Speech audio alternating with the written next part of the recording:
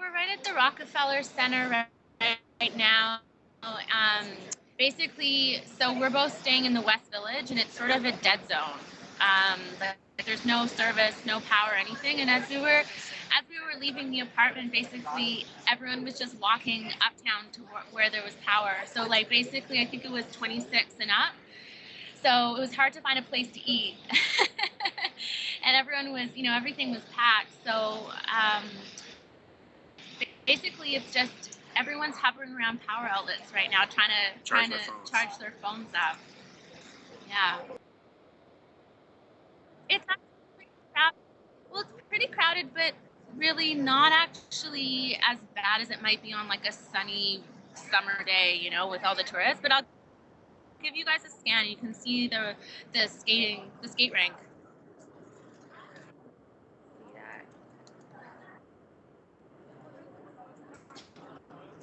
See the gold statue.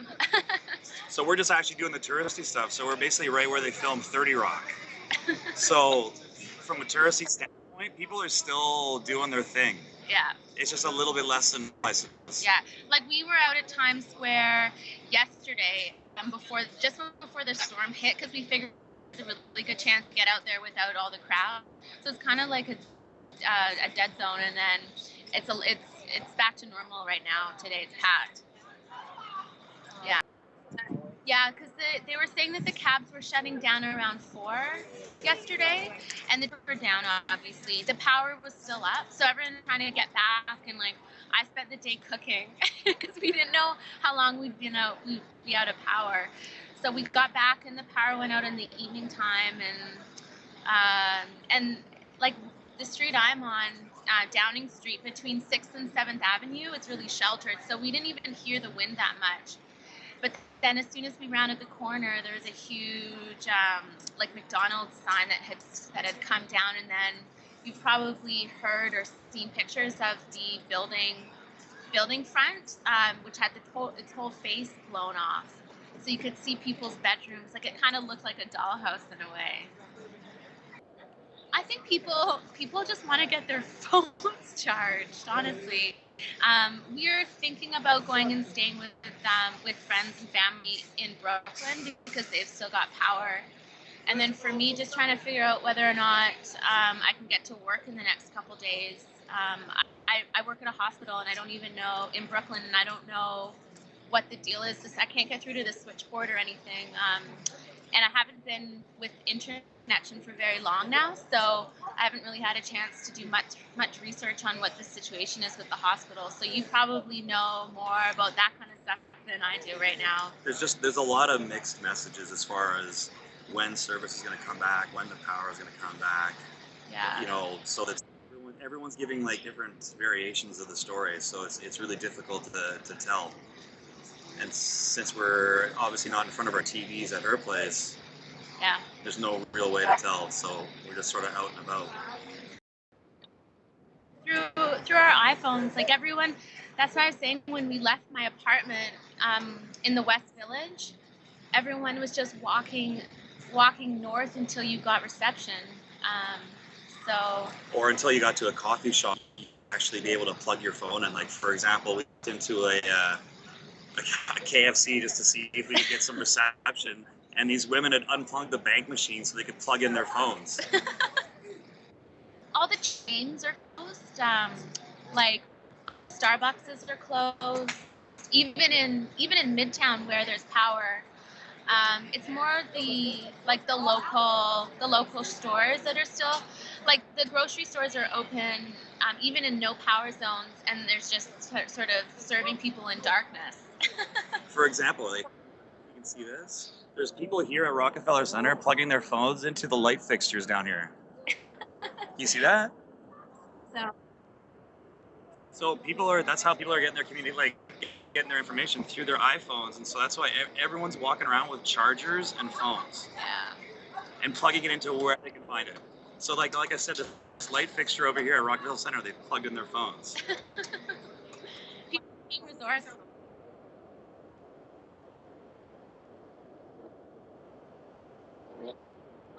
Yeah, like the storm itself has passed. I mean, it's not really windy or anything. It's actually kind of reminding of a typical Victoria winter day, kind of dreary and not that cold.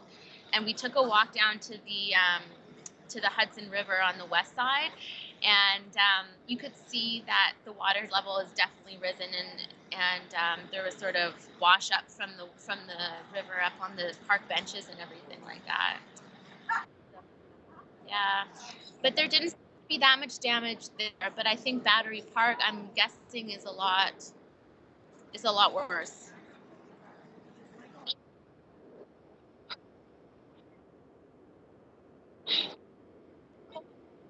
I work at Kingsbrook Jewish Medical Center. It's in Crown Heights in Brooklyn. So I don't know. I have no idea what the situation is there. Like I told you before, I tried calling the switchboard, but I couldn't get through. And I work through an agency there, and I tried calling the agency because they're based out of Manhattan, and I can't get through to them either. And trains are down for the next little while, so yeah. That's what we heard as well, from our friend who was able to.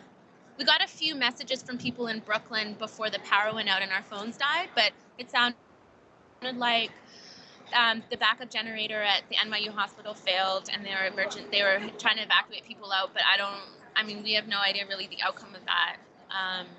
Yeah, it's kind of been difficult to get information at this point anyway. Yeah.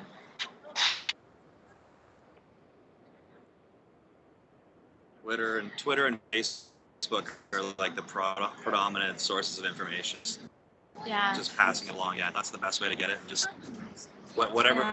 Like, there's so many messages going on right now, back and forth between everyone, and I'm getting messages from back home from people asking me about certain things that have happened, asking me whether I've seen it or been around it. So it's been weird. It's been wild. Facebook's the best because it just kind of gets a big message out so that people at least know that you're okay. But it's hard to respond. It's hard to respond to everyone. Yeah.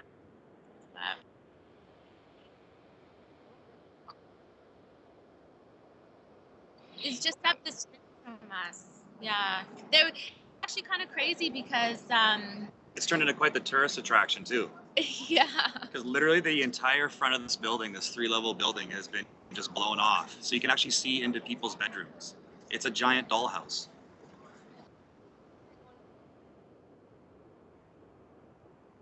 No, that's still power outage. Yeah. Yeah. Was that on? It was on 7th Avenue, probably around, 14? Yeah, around there. Yeah. 7th Avenue, 14th Street, somewhere around there. Yeah. The pictures.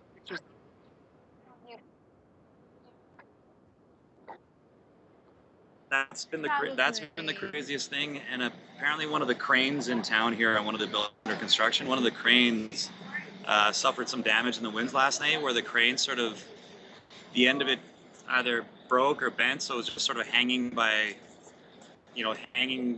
obviously in a position that looked pretty dangerous. So they actually shut down a couple city blocks because they were fearful that the wind was going to take the rest of the crane down. Yeah. So they actually had to evacuate a couple city blocks just because of that. So we've seen pictures of that. That's been pretty interesting. But the craziest for me is the face of the building being blown off or falling off. My apartment's in sort of like a little side street, and so you walk outside and you're expecting to sort of be hit with this huge gust of wind, and there really wasn't at all. So we're like, well, what's all the fuss about? And then you realize we're just, you turn the corner and then the wind was really, really strong. Yeah.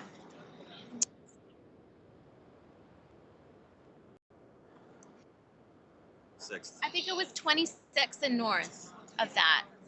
But I actually don't know what the east side of Manhattan, the lower, like the East Village or the Lower East Side is like. I don't know whether it's sort of, if they've got power, but certainly 26 on the west side of Manhattan is down. Yeah. Yeah.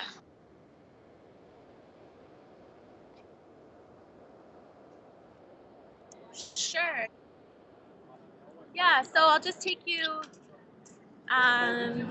We're sort of sheltered a little bit because we're in the little square, but here I'll show you. See, the trees aren't even really moving. There's the ice rink. But you know, people are just sort of doing their thing. Like they're just walking around trying to see the sights. Yeah.